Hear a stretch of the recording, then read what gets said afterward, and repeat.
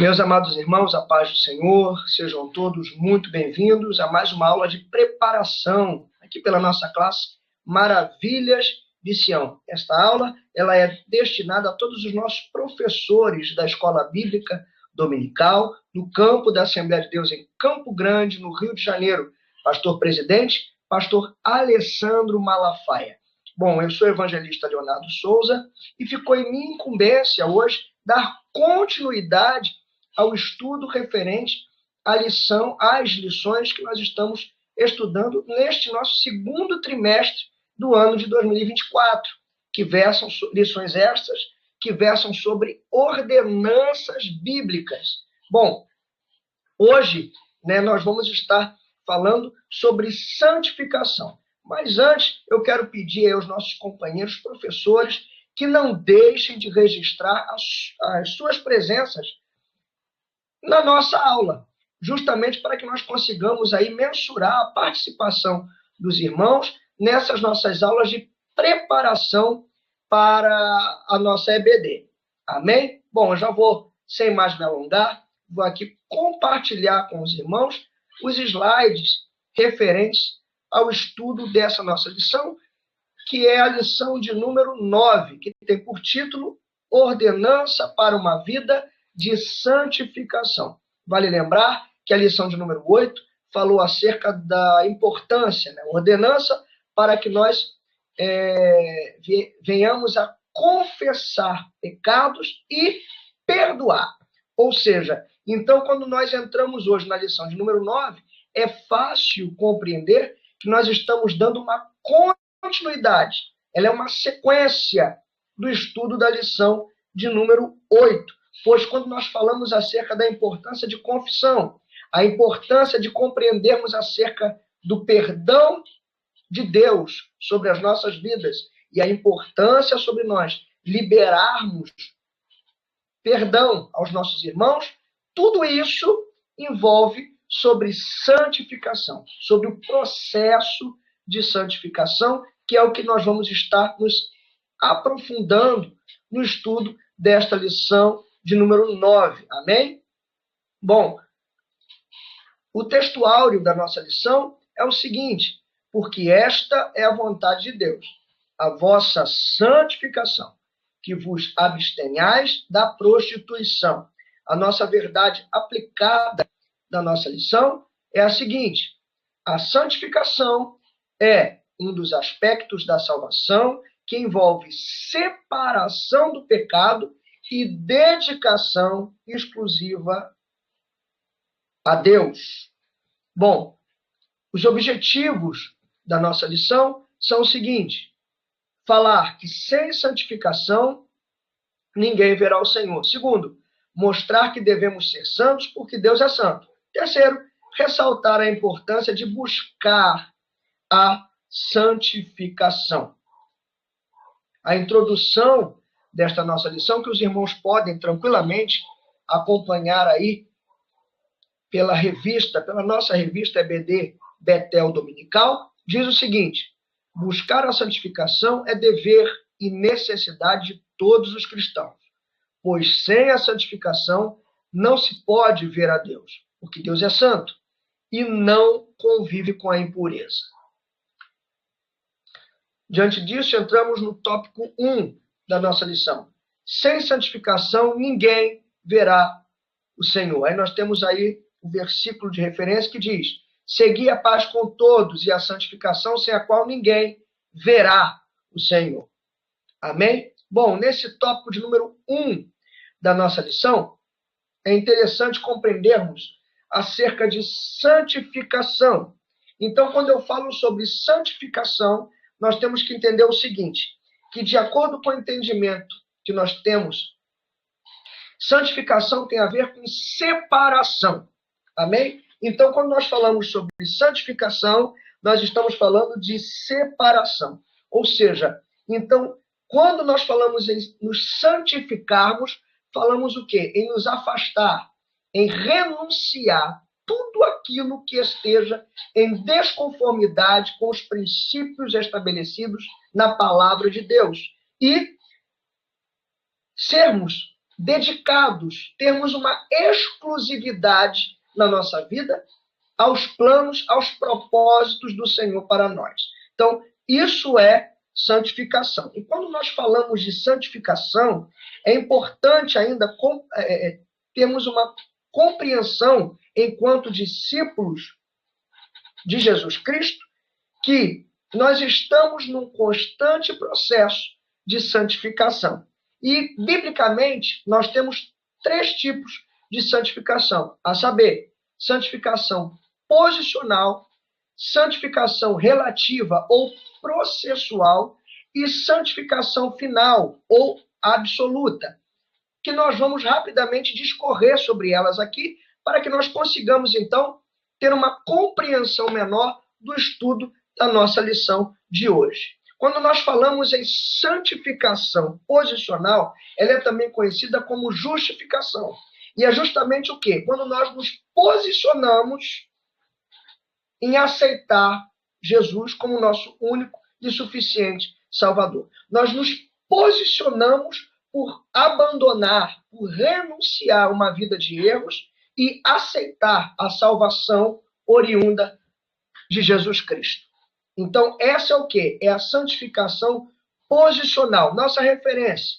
Vamos lá para a primeira carta aos Coríntios. Primeira epístola de Coríntios, 6, verso de número 10. Diz o seguinte: não erreis, nem os devassos, nem os idólatras, nem os adúlteros, nem os efeminados, nem os sodomitas, nem os ladrões, nem os avarentos, nem os bêbados, nem os maldizentes, nem os roubadores herdarão o reino de Deus. Parou por aí? Não. Vamos ao versículo de número 11. Diz o seguinte: e é o que alguns têm sido. Ou seja, veio aquela relação ali de erros, pecados, e é o que alguns têm sido. Mas, ou seja, contudo, porém, haveis sido lavados, mas haveis sido santificados, mas haveis sido justificado em nome do Senhor Jesus e pelo Espírito do nosso Deus. Ou seja, no momento em que nós reconhecemos a nossa natureza pecaminosa, que nós reconhecemos o nosso erro, ou seja, isso aqui envolve, lembrando da nossa lição número 8, envolve arrependimento. E quando a gente fala sobre arrependimento no contexto bíblico, ele não se limita a remorso. O arrependimento, biblicamente, envolve consciência do erro, ou seja, eu me conscientizar que pequei, número 1.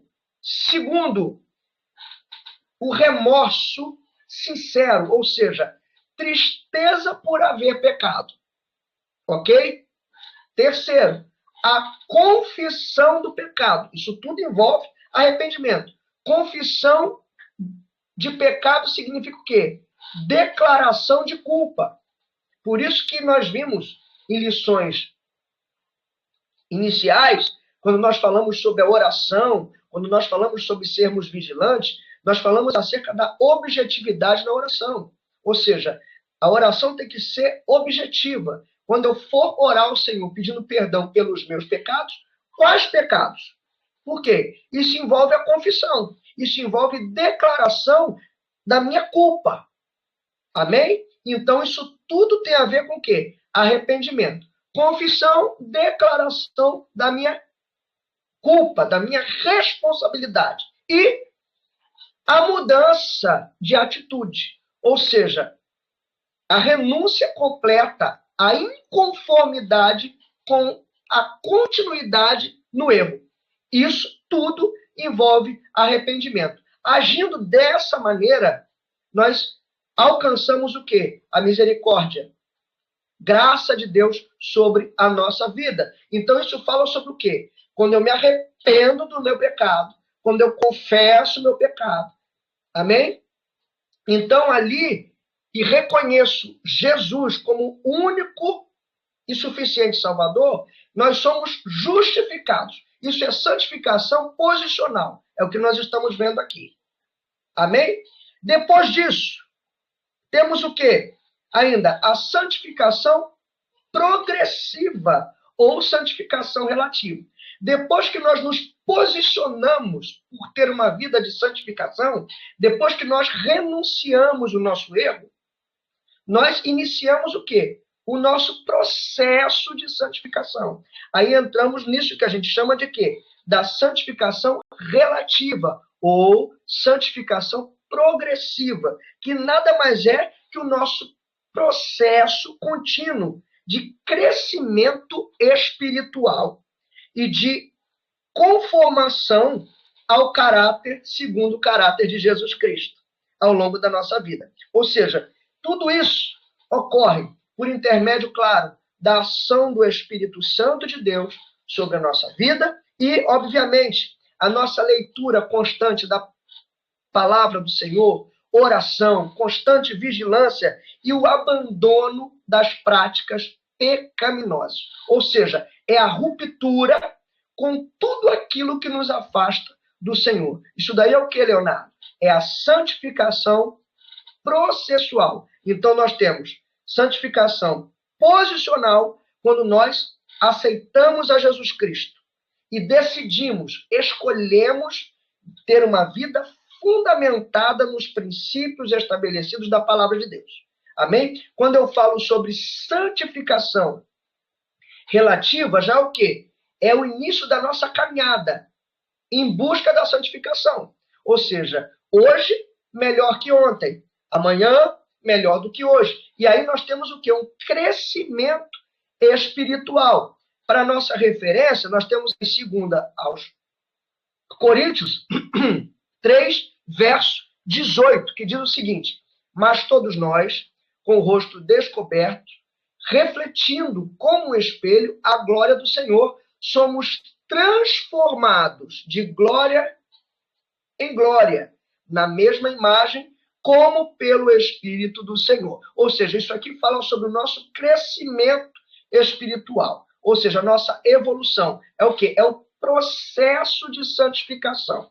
Amém? E, finalizando, nós temos o que nós chamamos da santificação final, ou absoluta, que é também conhecida como glorificação.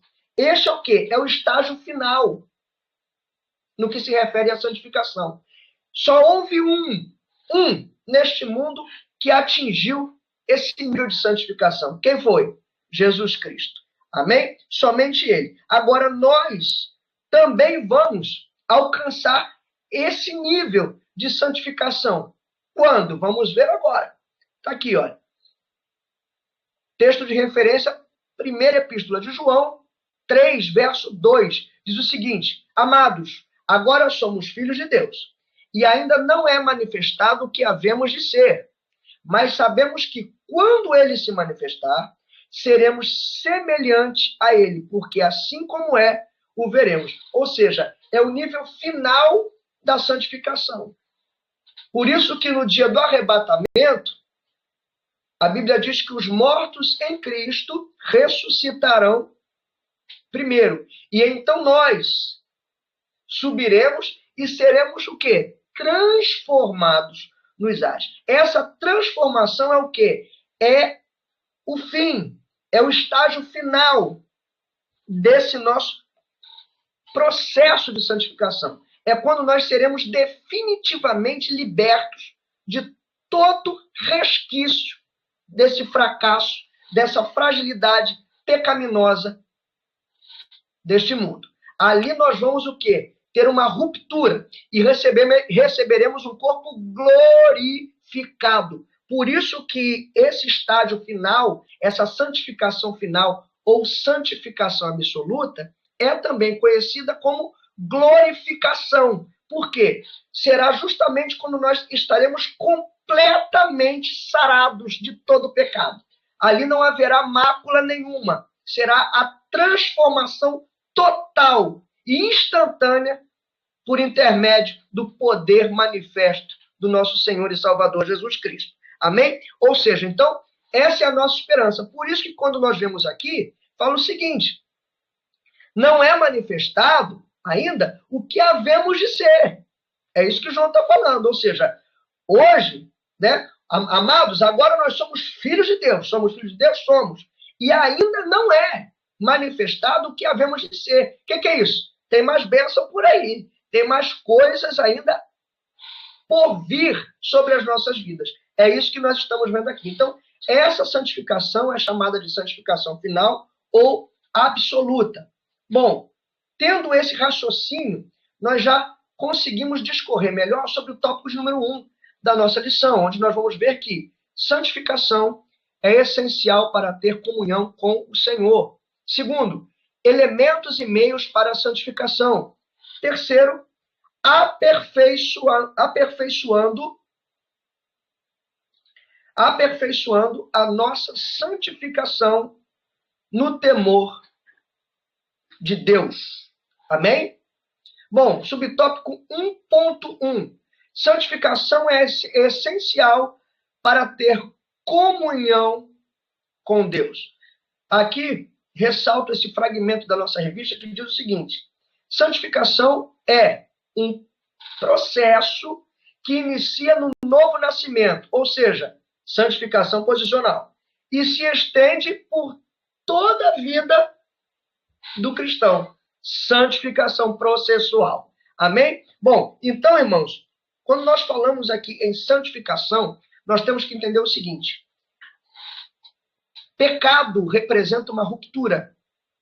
Pecado representa uma barreira de separação entre nós e o Senhor. Então, quando nós falamos em santificação, nós estamos justamente falando nessa luta constante pela remoção, pelo afastamento, pelo distanciamento de tudo que nos afasta da presença de Deus. Ou seja, santificar-se é o quê? É se distanciar, é se afastar de tudo aquilo que enfraquece, que destrói o nosso relacionamento diante de Deus. Isso é santificação. Ou seja, então, quando nós falamos em santificação, ele parte de onde? Do arrependimento. Ele parte do quê? De tudo aquilo que nós vimos, acerca da conscientização que nós precisamos melhorar, que nós somos pecadores, isso porque todos pecaram. Nós estudamos na lição anterior, porque todos pecaram e destituídos foram da glória de Deus. Ou seja, não existe um homem na face dessa terra que não tenha falhado. Só houve um, Jesus Cristo, único. Agora, a humanidade fracassou. Tomando como referência a nossa origem, vindo de Adão, ou seja, quando Adão fracassou, o homem, de maneira geral, caiu, fracassou, se afastou da presença de Deus, se afastou do propósito estabelecido pelo Senhor. Diante disso, quando nós falamos em santificação, é o quê? É uma ruptura, é uma renúncia a tudo aquilo de errado, a tudo aquilo que está em desconformidade com o que está estabelecido na palavra de Deus.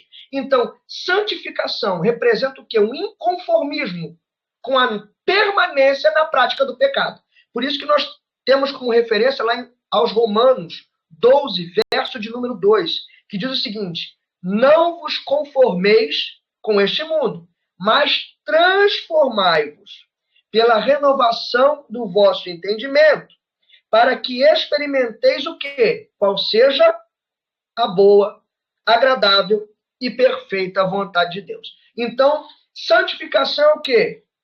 É renunciar o pecado.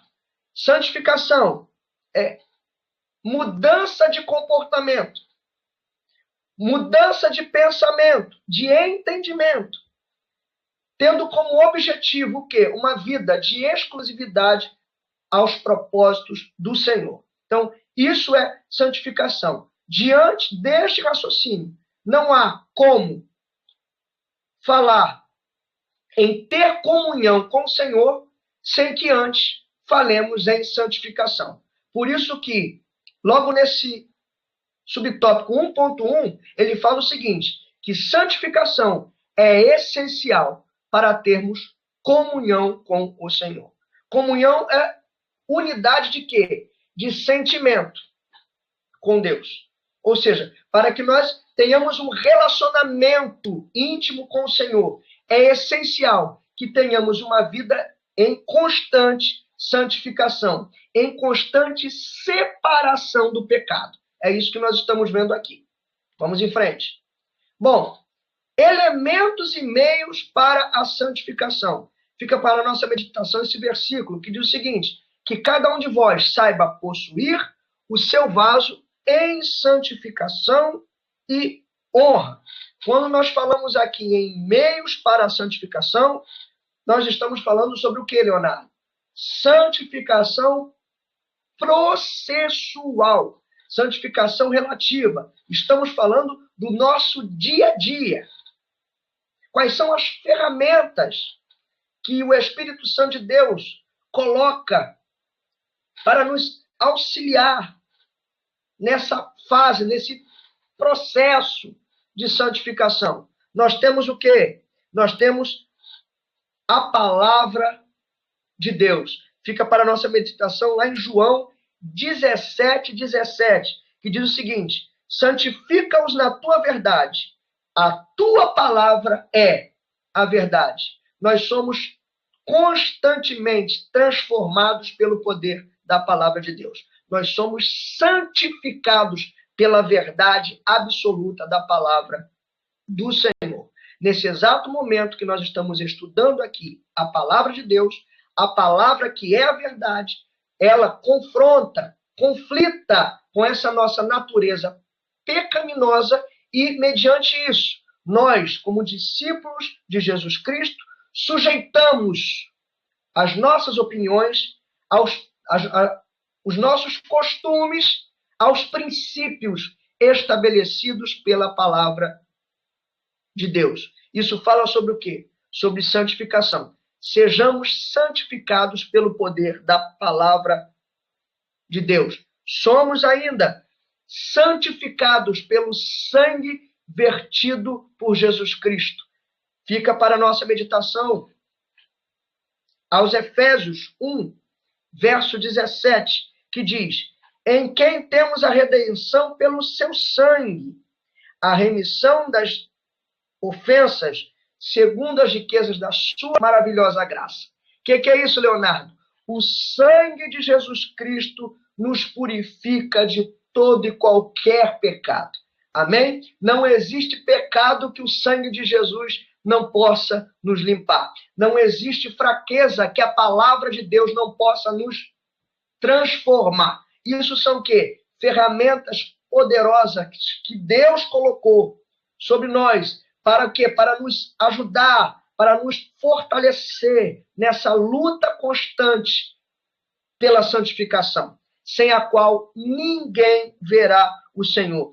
Ainda temos o quê? A oração, a importância de termos uma vida em constante oração. Oração fala o quê? Comunhão. Não há como ter comunhão com o Senhor se não oramos. A oração do justo pode muito em seus efeitos. Vamos mais. Vigilância. Temos que estar o quê? Em constante vigilância. Para quê? Para nos afastarmos de tudo aquilo que seja contrário à palavra de Deus. Para nos distanciarmos da aparência do mal. Para que sigamos firmes de acordo com os fundamentos estabelecidos na palavra do Senhor.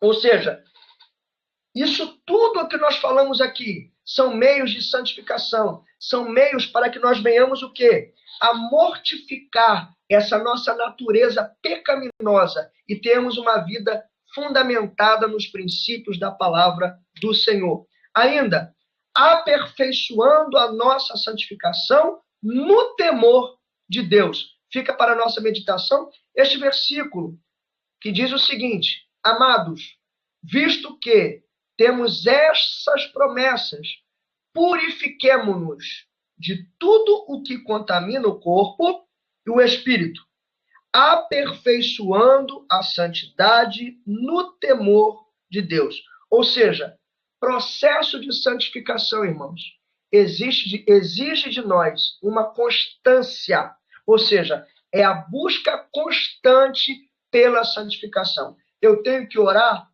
todos os dias, eu tenho que orar em todos os momentos, eu tenho que vigiar a cada segundo, eu tenho que estar fundamentando cada área da minha vida rigorosamente aos princípios estabelecidos na palavra do Senhor. Isso fala sobre o quê? Sobre um confronto diário do nosso caráter, do nosso eu, com a vontade de Deus, vontade moral de Deus. Por quê? Quando nós falamos sobre vontade de Deus, também temos 3 tipos: vontade soberana, vontade moral e vontade absoluta.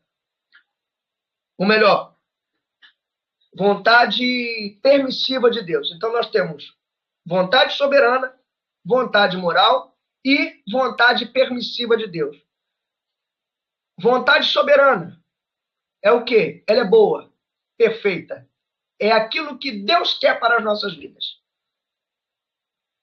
E existem situações em que, por mais que nós queiramos fazer algo diferente, a vontade soberana de Deus prevalece e ele faz cumprir aquilo que ele de fato quer realizar. São justamente situações em que nós não conseguimos nos esquivar. É a vontade soberana de Deus. Temos a vontade moral de Deus. O que é isso? Refere-se ao nosso caráter como servo de Deus. O nosso caráter como discípulos tem que ser segundo o quê? O caráter de Jesus Cristo. Ele é o exemplo sobre todas as coisas. Modelo de servo, modelo de mestre, é ele. Ou seja, então, o nosso caráter deve refletir o caráter de Jesus Cristo. Paulo disse: sede meus imitadores, como eu sou de Jesus Cristo.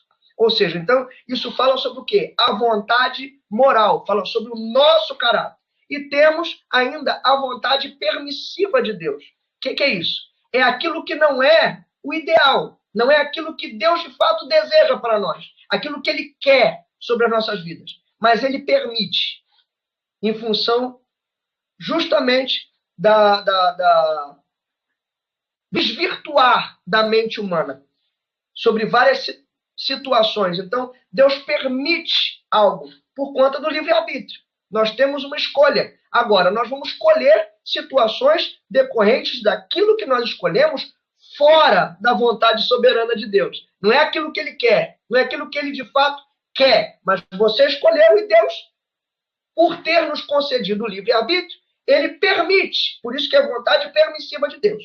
Existem situações em que não há a vontade permissiva. Vou citar um exemplo aqui.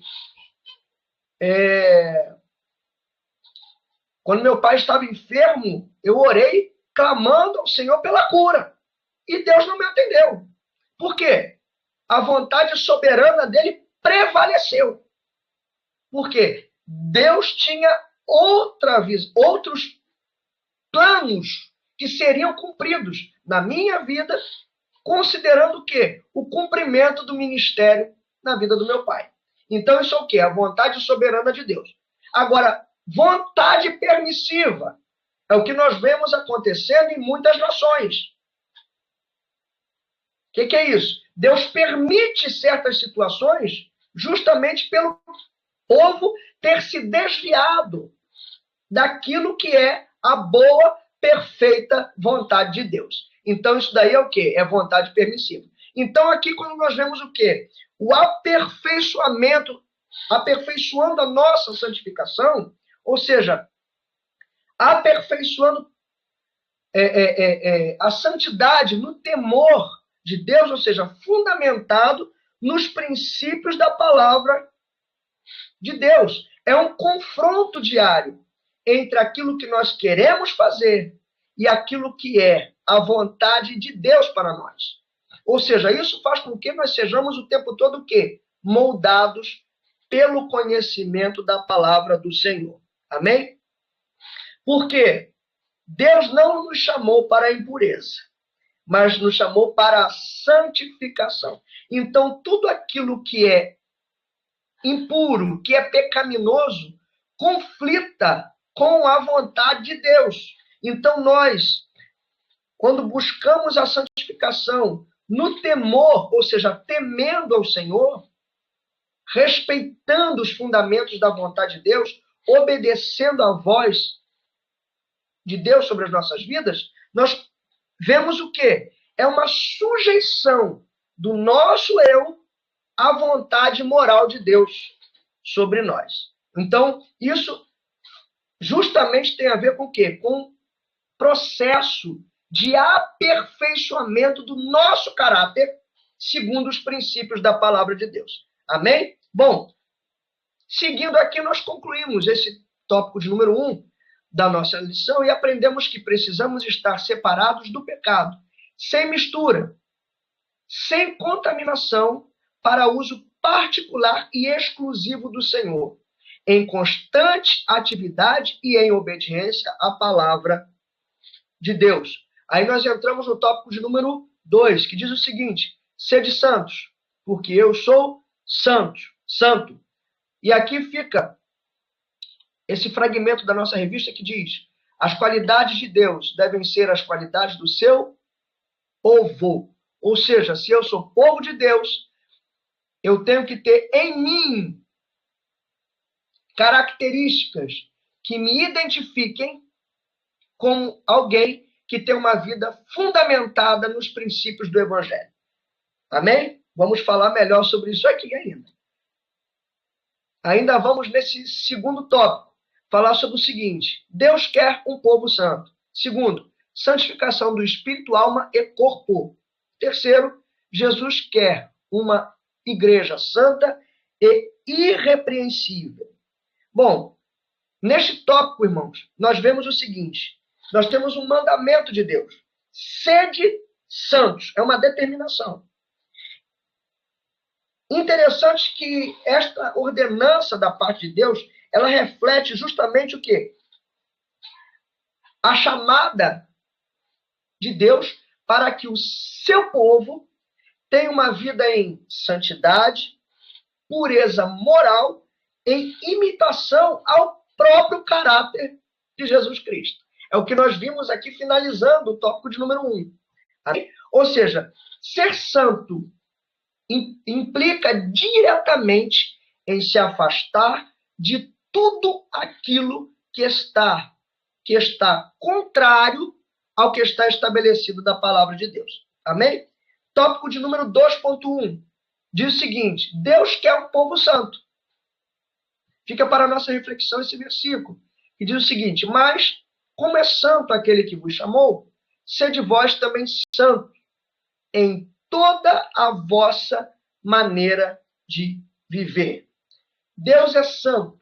E tudo que está relacionado, tudo que possui relacionamento com Ele, tem que ser santo também.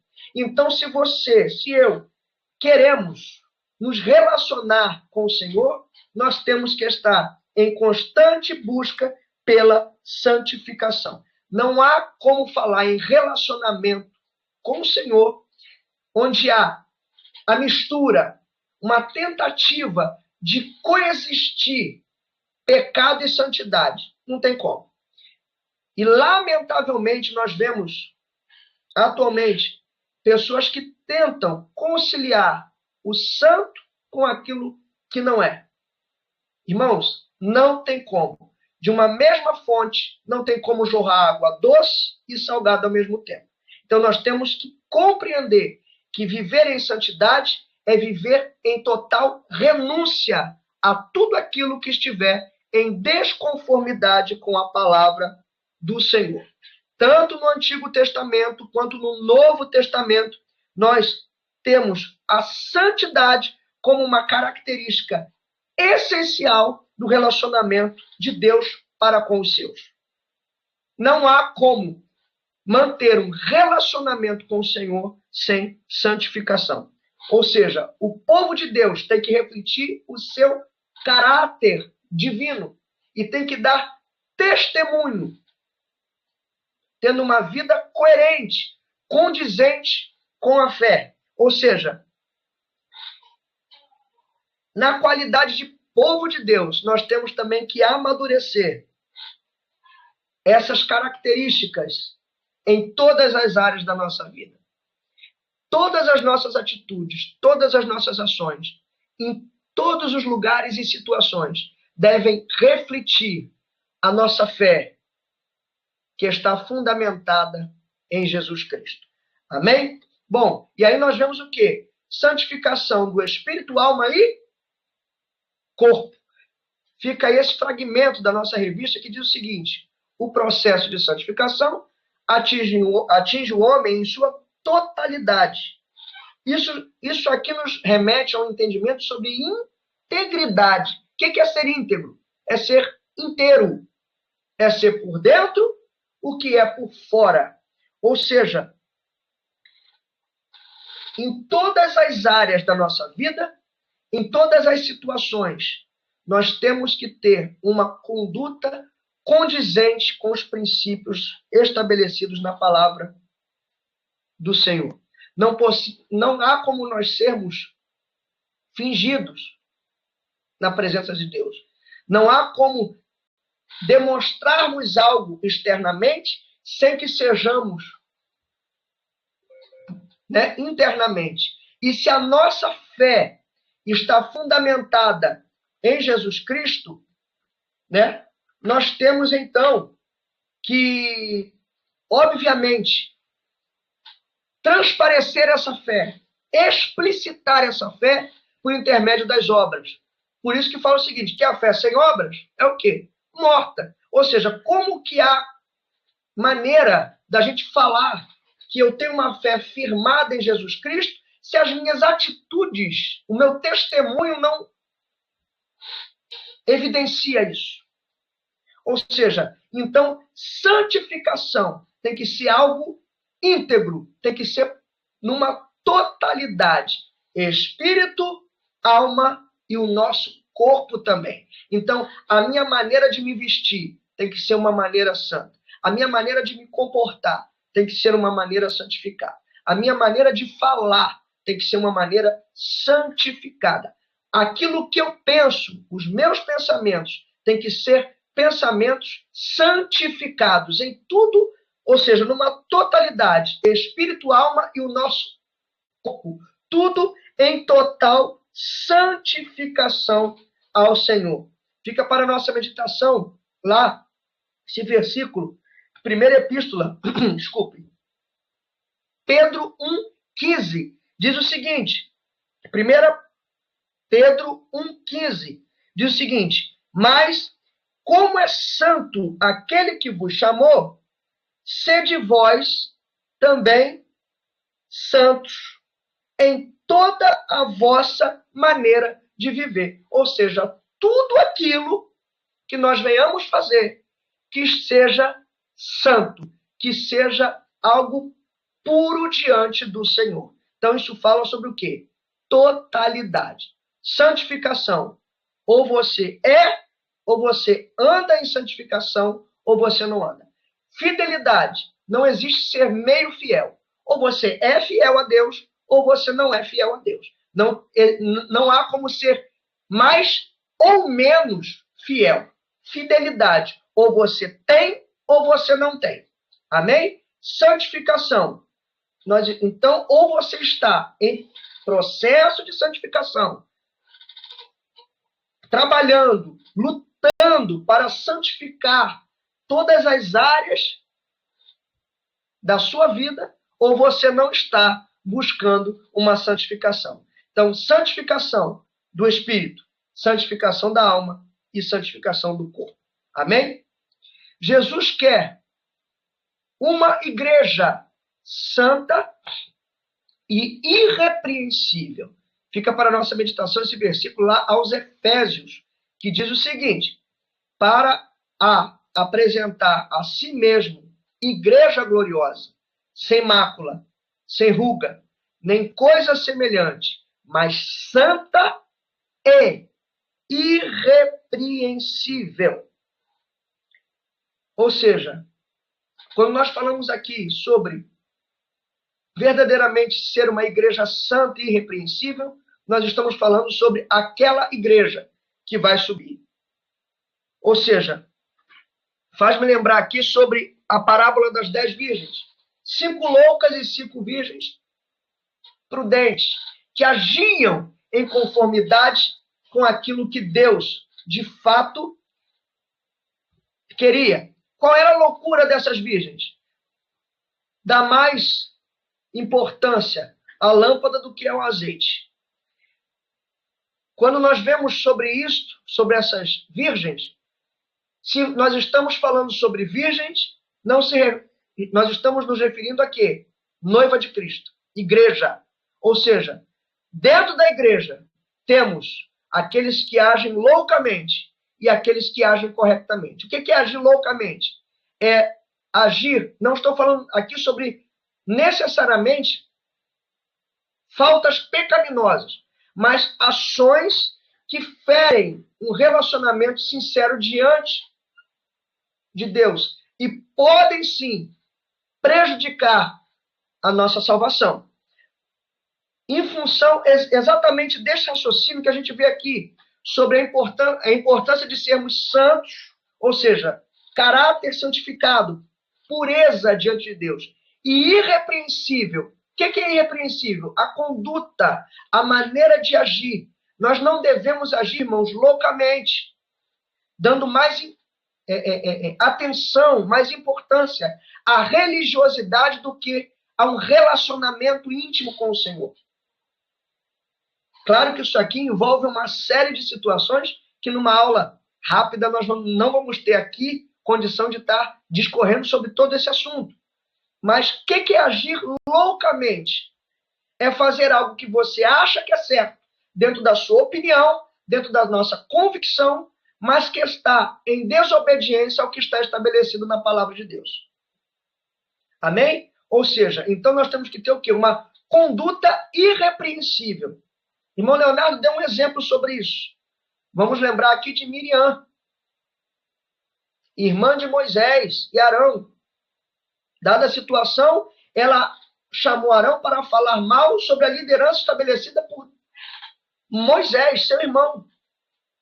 E ela foi o quê? Repreendida pelo Senhor. Na mesma hora, Deus chama Miriam e Arão e Moisés lá diante do tabernáculo e repreende a atitude de Miriam e Arão. Arão, sumo sacerdote de Israel. Miriam, profetisa de Israel. Você sabe a história. Miriam, Deus tornou Miriam enferma, com uma lepra. E ela teve que ser afastada, depois foi retornada porque a cura chegou. Mas isso fala sobre o quê? Ela foi repreendida pelo Senhor. A sua conduta foi algo que a ser repreendida. Conduta errada, inadequada. Mas ela, Miriam, era irmã de Moisés, sim. Profetiza, sim. E teve uma conduta errada. Agiu o quê? Loucamente. O versículo seguinte lá, quando você for estudar, no livro do Êxodo, Arão fala o seguinte: perdoa-nos, Moisés, pois agimos loucamente. Ou seja, eles achavam estar fazendo algo certo, mas que desagradou ao Senhor.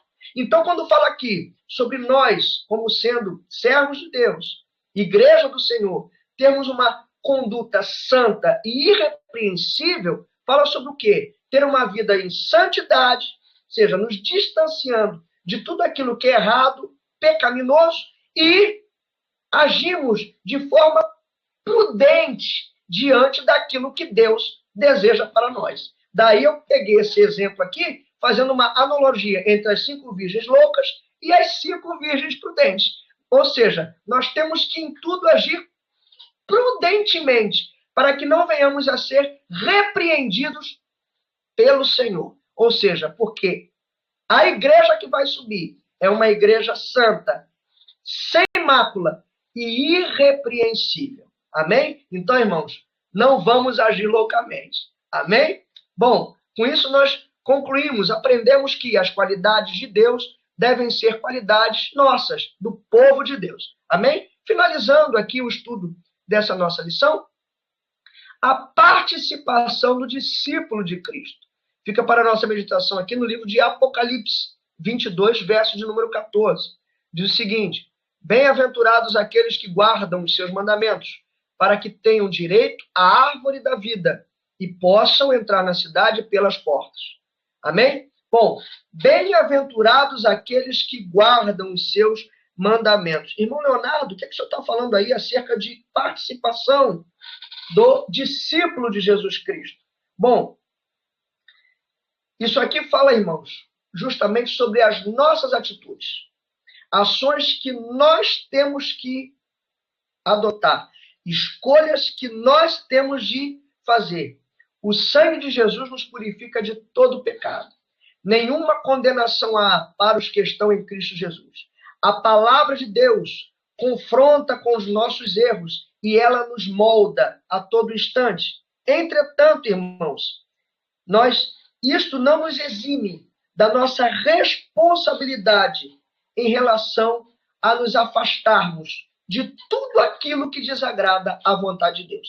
De nos afastarmos da aparência do mal, nos afastarmos da prática do mal, do erro, e não nos colocarmos em situações que venham a tentar a nossa fé. Tem muitas situações em que nós mesmos entramos nela e aí depois reclamamos quando o negócio dá errado. Ah, Senhor, eu errei, porque nós mesmos vamos ali para realmente nos colocar numa situação de dificuldade.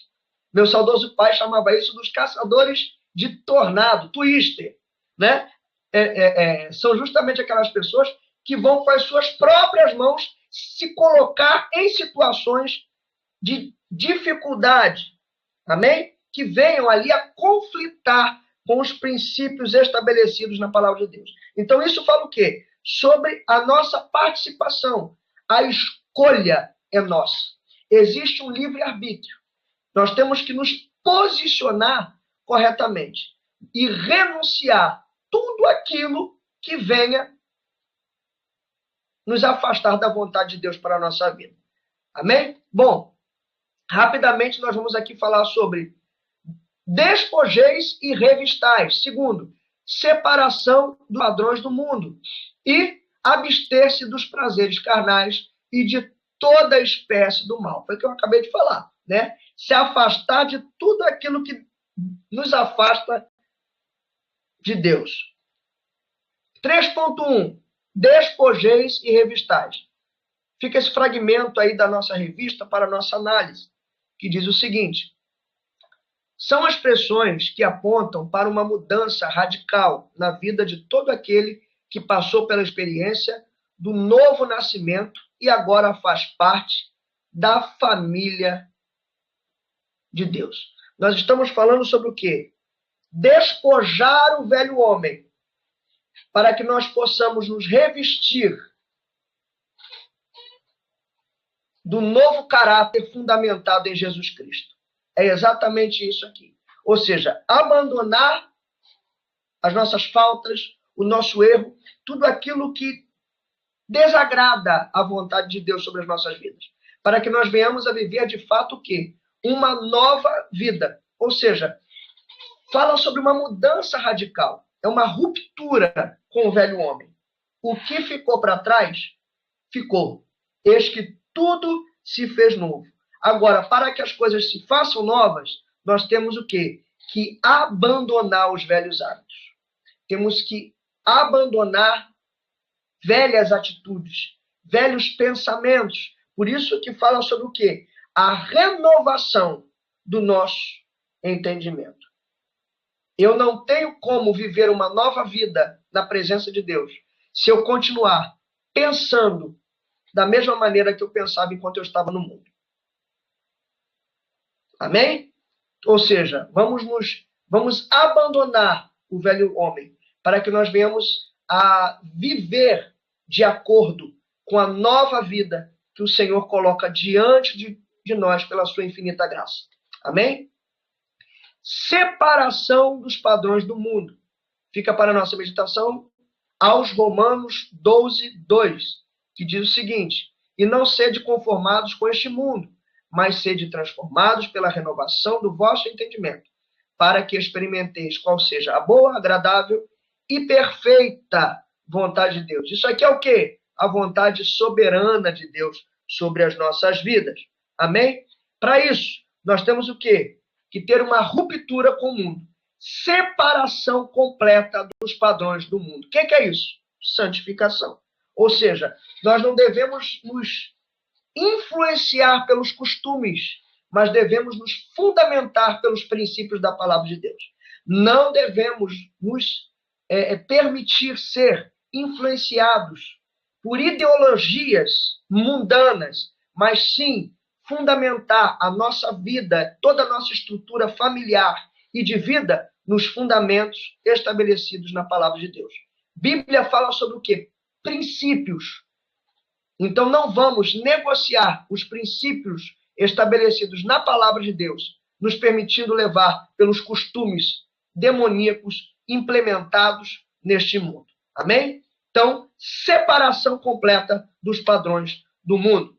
E, por último, abster-se dos prazeres carnais e toda espécie do mal. Fica para a nossa meditação esse versículo que fala: abstende-vos de toda aparência do mal. Precisamos fugir de tudo aquilo que envergonhe e fira a nossa boa conduta como servo de Deus. Se há algo que está em desacordo com os princípios estabelecidos pelo Senhor, nós temos que nos afastar. Existem situações, irmãos, que não há como se conversar. Tem que fugir. Vale lembrar aqui de José. José não conversou com a mulher de Potifar. Ele, correu. Porque justamente, talvez se ele ficasse ali se permitindo conversar, ele pudesse vir a fraquejar. Então ele fez o quê? Fugiu da aparência do mal. É isso que a gente está vendo aqui. Então ter uma vida de santificação, o quê? É uma vida de renúncia, uma vida de separação de tudo aquilo que possa nos afastar da presença de Deus.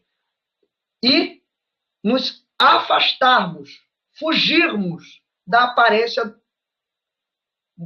do mal que possa surgir nos nossos dias, aí conflitando, tentando testar a fé, a nossa fé, que é pequenininha em muitas situações. Então, irmãos, vamos fugir de tudo aquilo que possa nos fazer cair, que venha fraquejar e ferir essa nossa constante luta pela santificação, sem a qual nenhum de nós conseguiremos estar diante do Senhor. Amém? E com isso nós aprendemos que a nossa vida precisa estar limpa de todas as mazelas e contaminações deste mundo.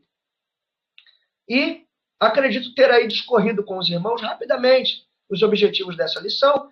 Falamos que sem santificação ninguém verá o Senhor. Mostramos que devemos ser santos, porque Deus é santo. E ressaltamos a importância de buscar constantemente a santificação. Amém? Aqui a conclusão dessa lição está aí na nossa revista EBD Betel Dominical, diz o seguinte, que o grande fundamento da doutrina da santificação é a verdade revelada acerca de Deus. Deus é santo. Fomos chamados por Deus, que é santo, para a santificação. É a vontade de Deus para o seu povo e condição para que um dia vermos o Senhor. Em um mundo tão corrupto, é possível viver em santificação, pois aquele que em nós começou a boa obra, ele é poderoso para completá-la em nós. Irmãos, é o Espírito Santo de Deus que nos fortalece todos os dias para que nós venhamos a enfrentar e vencer este mundo. Jesus falou, no mundo tereis aflições, mas tem de bom ânimo. Eu venci. E nele nós somos mais que vencedores. Amém? Bom, aqui nós concluímos essa nossa lição. Na lição seguinte, nós vamos estudar sobre ordenança para buscar a paz e fazer o bem. Como, irmãos, é de costume, o nosso desejo é que nossos alunos aprendam, sintam e façam a vontade de Deus. Que o Senhor vos abençoe. Amém? E nós permanecemos aqui à inteira disposição dos nossos amados irmãos para qualquer esclarecimento, informação, para estarmos aqui juntos, sempre estudando a poderosa palavra do nosso Senhor e Salvador Jesus Cristo. Que Deus vos abençoe. Fiquem na paz do Senhor. Amém.